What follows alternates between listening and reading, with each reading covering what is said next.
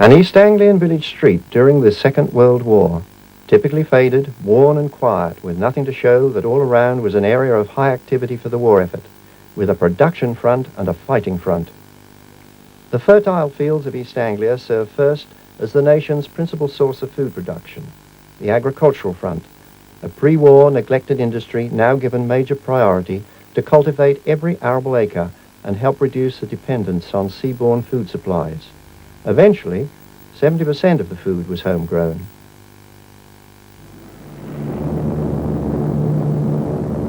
East Anglia's other major part in the war effort was the air front, the RAF's offensive against Nazi Germany, principally a bombing campaign aimed at limiting the enemy by destroying his war production, power sources, and communications.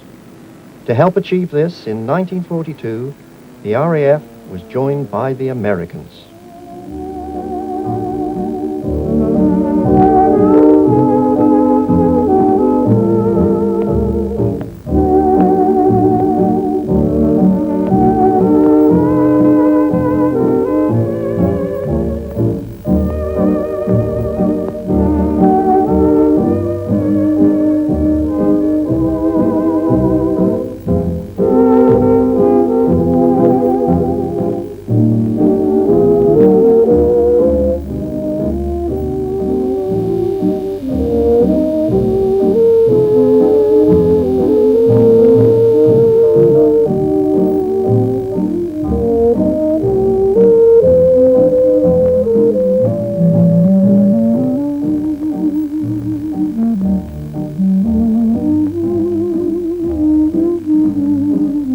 The flat plain of eastern England was an ideal area for the construction of hundreds of airfields needed to conduct this campaign. There were so many that it was almost impossible to make any lengthy journey across East Anglia without passing several airfields. They were so close, it took but a 15 to 20-minute cycle ride between one and the next. The airfield building program was, up to that time, the largest civil engineering project ever undertaken in the United Kingdom. Some 500 airfields being constructed in under 3 years, each with all the requirements for housing and feeding complements of 2,000 to 3,000 men, and each costing over £1 million to complete.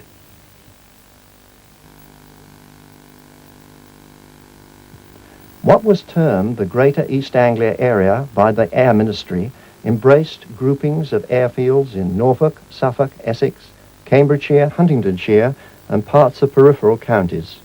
There were in total some 150 airfields in this area, 37 in Norfolk alone, and 30 in Suffolk.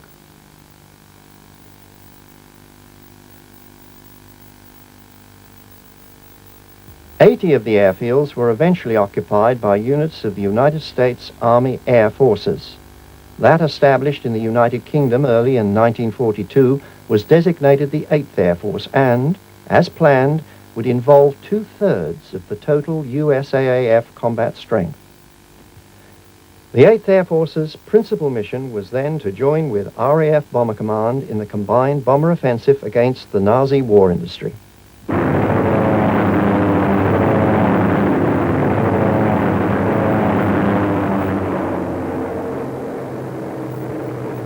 RAF Bomber Command flew mostly at night, and the Americans operated in daylight.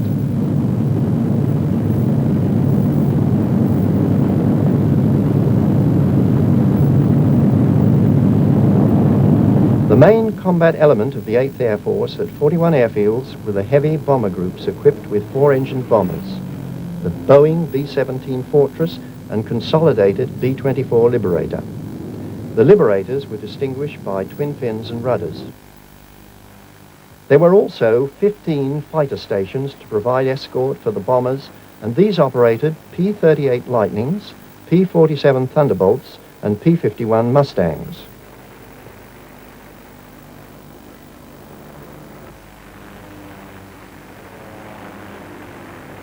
All but one of the fighter bases eventually converted to Mustangs, which had the longest range.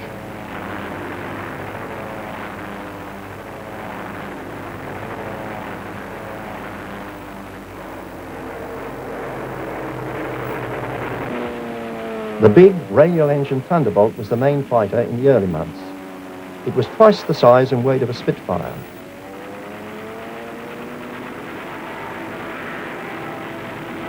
In the next war, you've not got to go to it.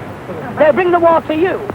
And the thing is, if you're taking it from me, go and live at the doorstep. The United States and the United Kingdom might share a more or less common language, but there were many differences between the people and practices of the two nations.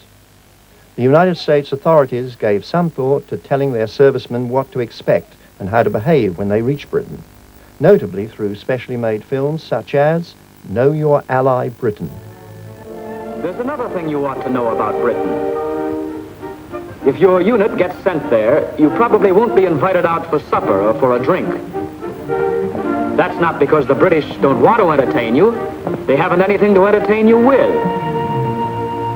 Britain is mobilized for war, total war, and that means an end to civilian supplies. If you were a Britisher, you wouldn't expect your girl to use lipstick. There isn't any, except what we bring over as bait. She wouldn't be smartly dressed, for clothes are rationed, severely rationed.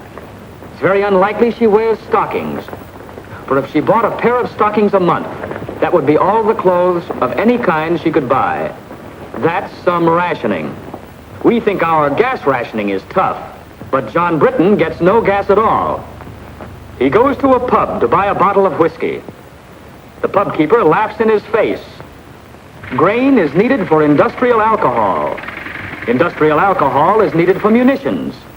And nearly all the reserve stock of British whiskey is kept for sale to America to pay for the goods Britain buys here. He goes to buy a pack of cigarettes. There probably aren't any. But if there are, 2 shillings, please. that's 40 cents for a pack of cigarettes. And then there's the little matter of food. There are not many fat men in England nowadays.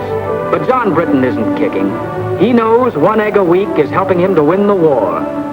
The British rations are the rations of a free people. They could get food as they did in peacetime from Canada, Australia. But that would take ships. And the British prefer to use the ships for supplies to Russia, planes from America, troops to the Mediterranean. To win the war, every Britisher is on short rations and has been on short rations for 2 years. Everybody except the children. They get 4 times the eggs that grown-ups do. They get all the oranges that arrive in Britain, and practically all of the extra milk. For John Britton is thinking of after the war, of the new world that his children and ours will inherit. A world where there will not only be freedom of speech and freedom of worship, but also freedom from want and freedom from fear.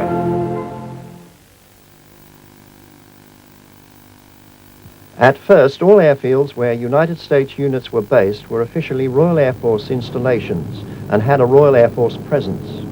Eventually, arrangements were made whereby each airfield totally occupied by the USAAF would be transferred to its control for the duration of hostilities, the changeover being marked by a ceremony. On behalf of the Air Ministry, I hand over this aerodrome complete with buildings and equipment for your safekeeping. It gives me great pleasure to accept this station on behalf of the United States Army Air Forces.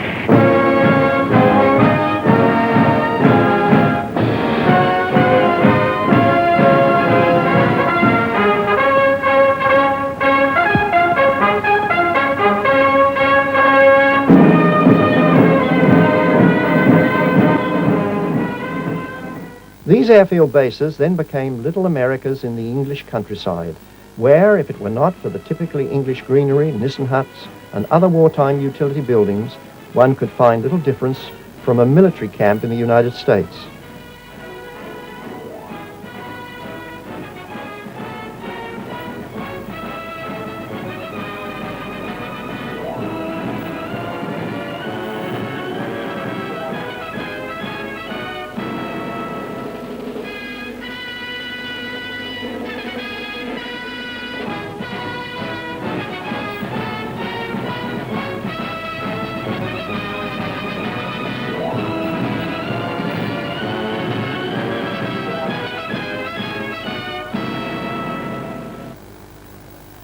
However, There were some British practices, like driving on the left side of the road, or the use of confusing money, that could not be ignored.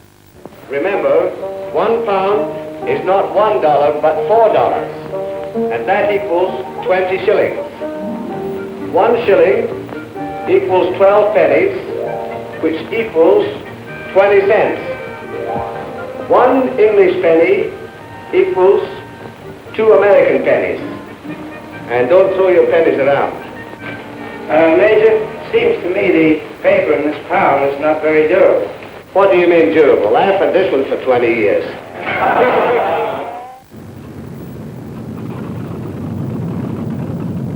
Although not as large as originally planned, the 8th Air Force did become the largest air striking force ever committed to battle.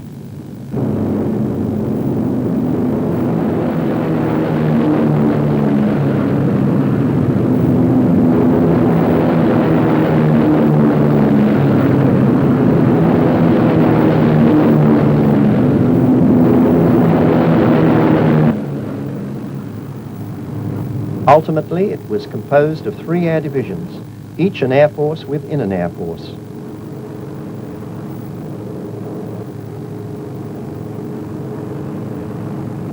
One division was equipped with B-24 Liberators, which were based in Norfolk and northeast Suffolk on 15 airfields.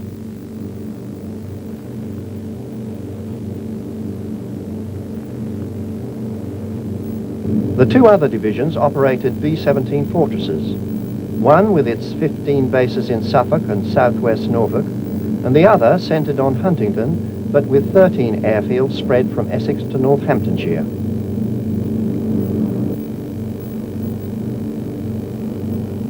Each division also had 5 fighter bases. The principal operational organization was called a group, and there was 1 group to each airfield. A bomber group was composed of 4 squadrons and a fighter group of 3. The number of bombers operated by a heavy bomber group was about 72 at peak inventory, while a fighter group had 110.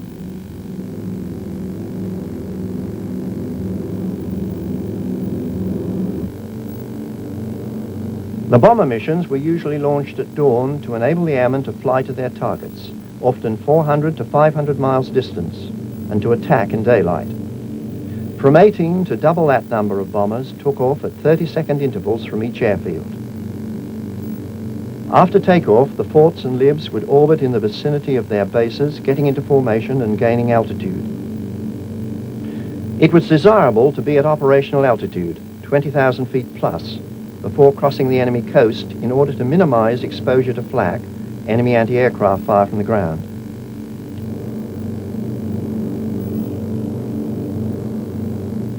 The formation served 2 purposes: to mass the firepower of the bombers' defensive armament and to concentrate the delivery of bomb loads. Despite flying 5 miles above the earth, flak could still reach the bombers, often with deadly effect.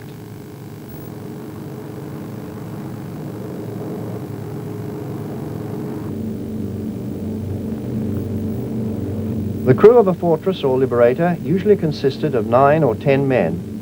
There were 4 officers, the pilot and co-pilot who sat side by side in the cockpit, and the bombardier and navigator who were positioned in the nose of the aircraft.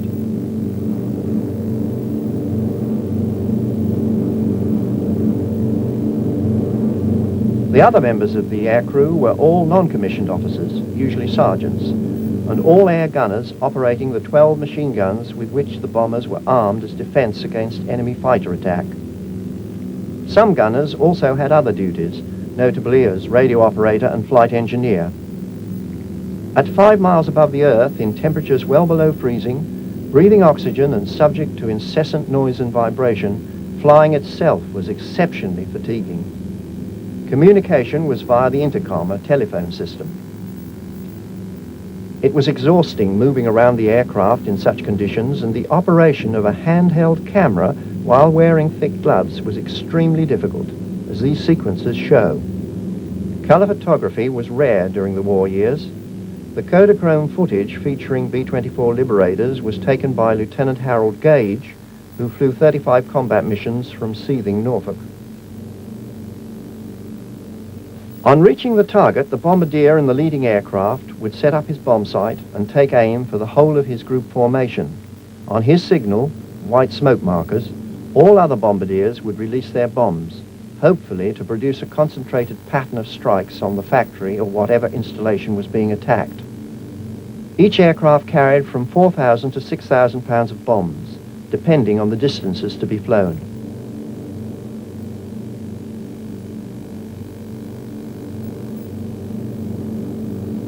Some missions could be as long as 11 hours, but the average to Germany was of 7 hours duration. Losses were often high during the early months of operations when, in some periods, bomber crews had only a 3-in-1 chance of surviving their combat tour of 25 missions. During the last 6 months of hostilities, the chances of survival had improved to where over 80% of the airmen were finishing their tours. Many men were wounded and several aircraft badly damaged by flak or enemy fighters. Crash landings at base were not uncommon.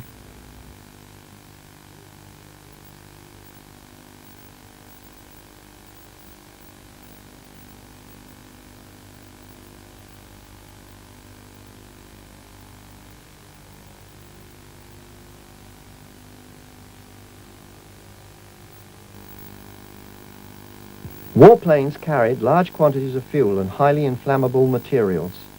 Crashes frequently resulted in raging fires which were difficult to extinguish. Firefighting teams had a highly dangerous task due to the risk of exploding ammunition, bombs, and fuel tanks.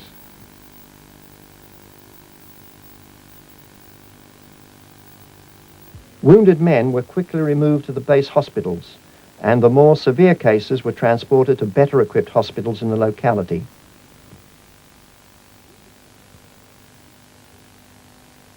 Battle damage often resulted in a crew being unable to lower the aircraft's landing gear. Sometimes only one wheel would come down and could not be retracted again. One-wheel landings were particularly dangerous, but were successfully achieved without hurt to the aircrew on many occasions. Sometimes the wheels up or one-wheel landings caused little damage and the aircraft involved could be repaired and made airworthy again. However, major aircraft repairs usually presented a difficult and protracted task.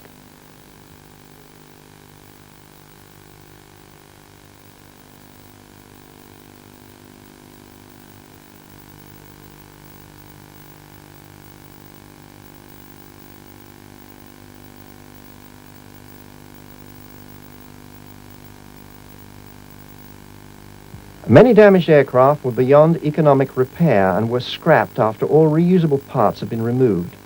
Some 3,000 US aircraft were salvaged in the United Kingdom between 1942 and 1945.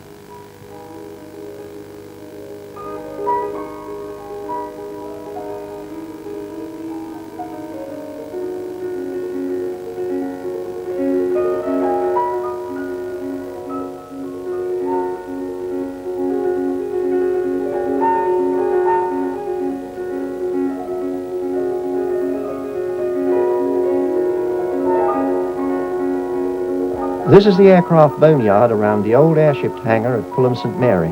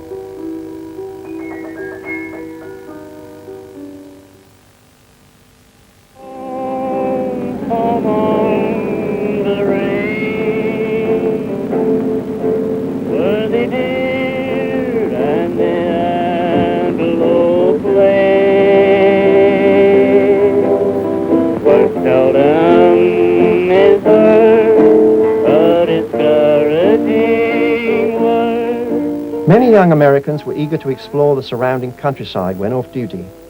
The bicycle was the usual mode of transport, as there was no fuel for private motoring in wartime Britain. If a man was given a few days' furlough, then London was the attraction, best reached by train.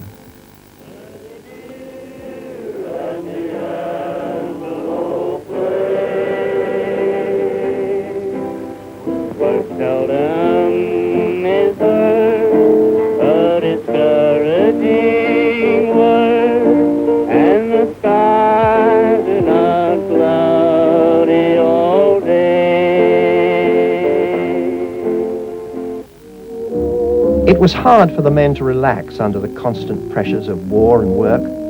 Scarce off-duty hours were eagerly anticipated, even if they had often to make their own fun. There were sports activities at most bases, baseball being a regular pastime. But the officers at Hardwick went so far as to set up their own golf course. Probably the most popular form of entertainment was the movie, which both entertained and informed, above all providing escapism from the rigors of war. This is The Pilot, a King's Lynn cinema well patronized by Americans. There were also cinemas on most of the bases.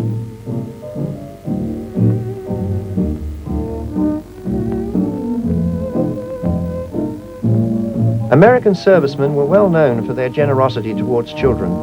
They often entertained youngsters, particularly at Christmas. They did not patronize children and were therefore very popular.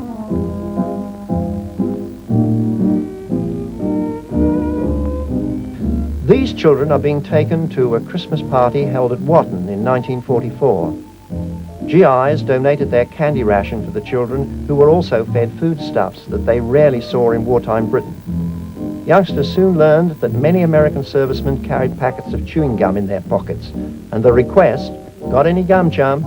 became a familiar catchphrase.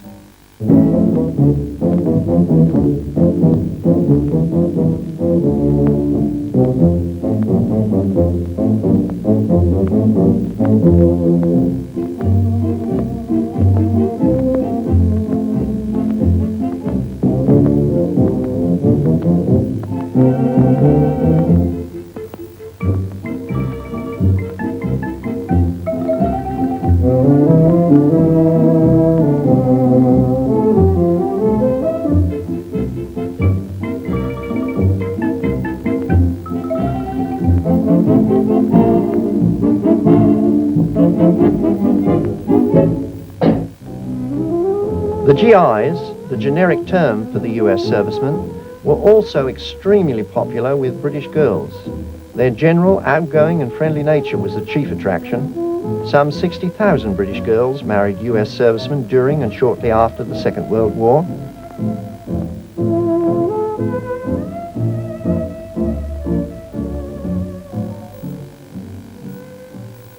The air crews were mostly only in the United Kingdom for a short time, whereas the men with ground duties remained with their unit during the whole period of its deployment overseas. Some ground men were here for more than 3 years. Naturally, it was the long-stay GIs who got to know the English best. Even so, they led busy lives, particularly the aircraft mechanics, who often worked long into the night, but still had to be back on duty at dawn. Much of the work had to be done outdoors, in all weathers. These men at Rackheath were lucky with sunshine.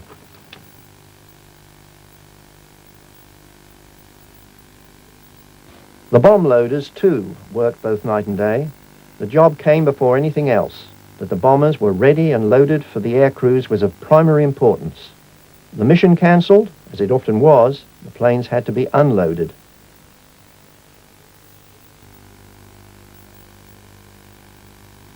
Life on the fighter airfields was usually not quite so rushed.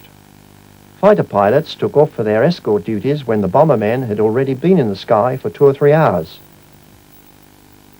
Fighters were faster, had more critical fuel supplies, and would only be airborne for 3 or 4 hours on average. They flew straight to their rendezvous points with the bombers they were to protect. These Mustangs operated from Raiden, near Ipswich, the bright yellow and black checkerboard being the group identification marking.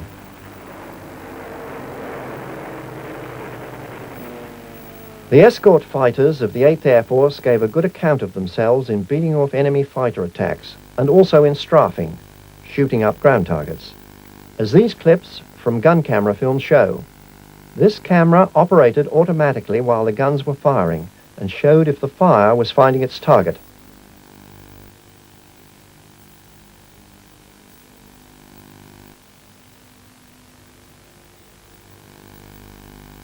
The going and coming of the fighters occupied little time, and it was the vast bomber formations ploughing through the morning sky that is best remembered by people who lived in East Anglia at that time. Often more than 1,000 bombers would depart over chosen landmarks such as Cromer, Great Yarmouth, Felixstowe, Clacton and other prominent coastal towns, leaving great streaming vapour trails visible for miles. A combined force of 3,000 bombers and fighters was not unknown. The effort and the cost was prodigious. Each bomber had more than 2,000 gallons of aviation fuel in its tanks, little of which would be left when it returned. And this activity went on day after day, only halted by the very worst of inclement weather. East Anglians who watched the bombers set out and return could only guess at the discomforts and the emotions of the young men they carried, and who regularly exchanged the comparative peace of England for the hell and horror of enemy airspace. This airplane's got to fly in the morning. It's going to be ready? So, Major, I don't know, sir. Well, let's have no start more. Let's get the fans turning.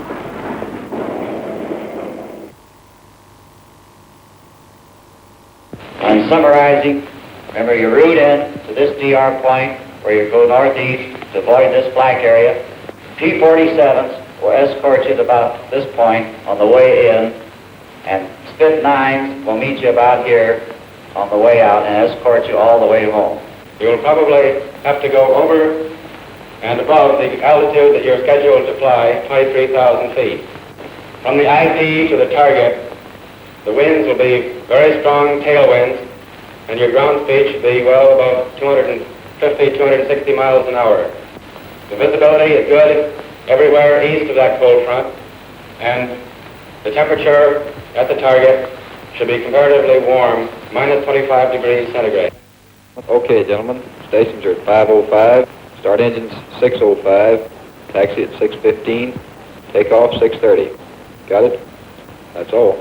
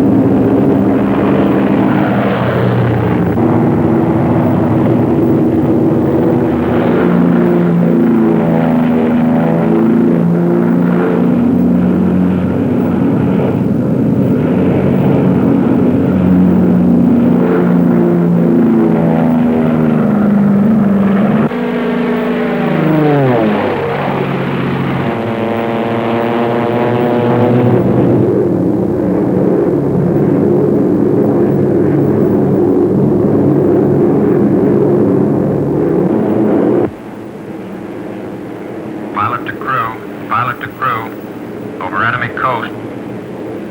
On the ball, you guys.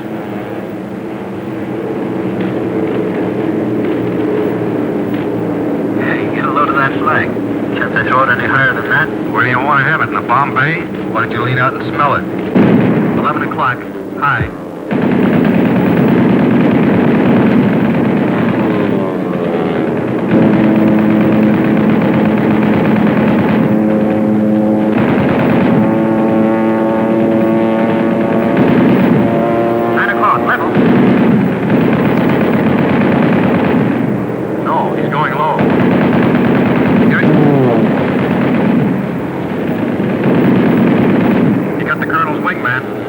On number 4. He's going out and down. Check the chute, you guys.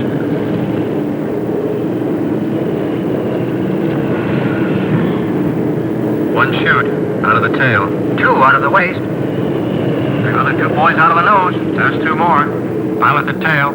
Pilot to tail. Let me know how they're doing back there. Roger. Fighter, 6 o'clock, coming through.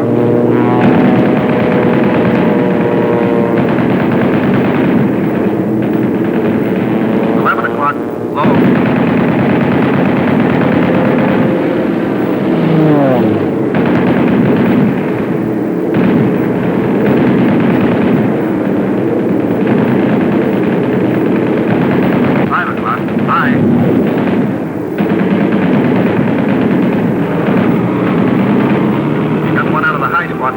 Yep, no chance there.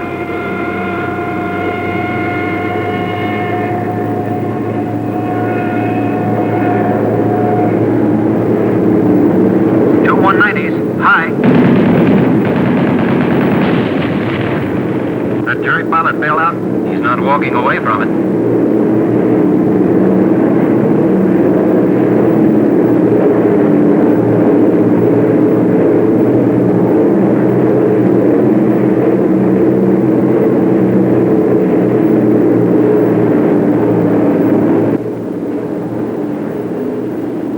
Bay doors open.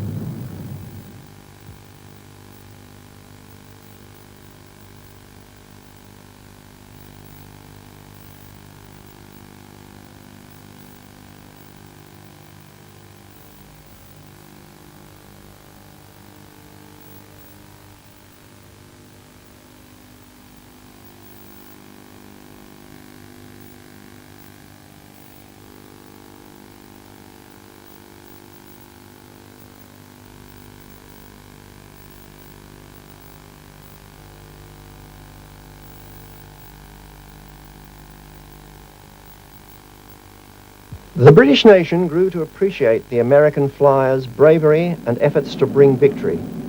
Even the King and Queen paid visits to 8th Air Force stations, in this instance Bassingbourn, Cambridgeshire.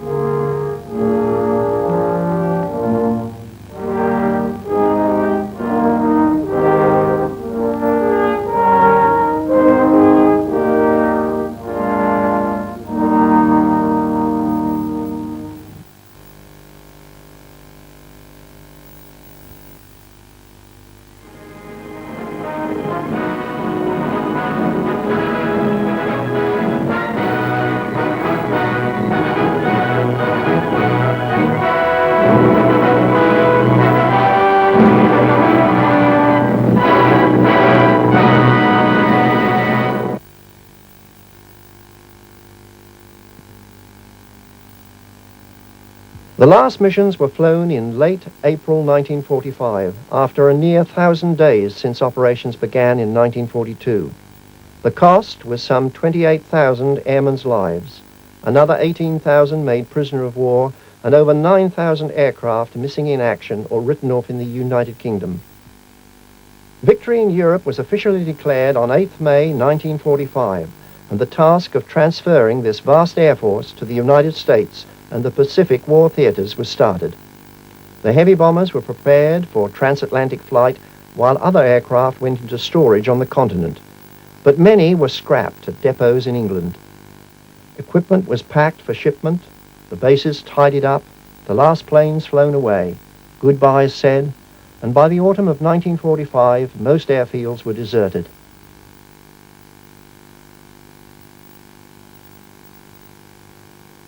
The Fortresses and Liberators, Mustangs, Thunderbolts and Lightnings, with their colourful insignia and nicknames, were gone.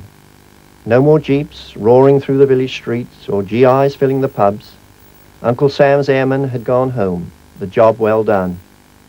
The silent airfields of East Anglia now held only memories.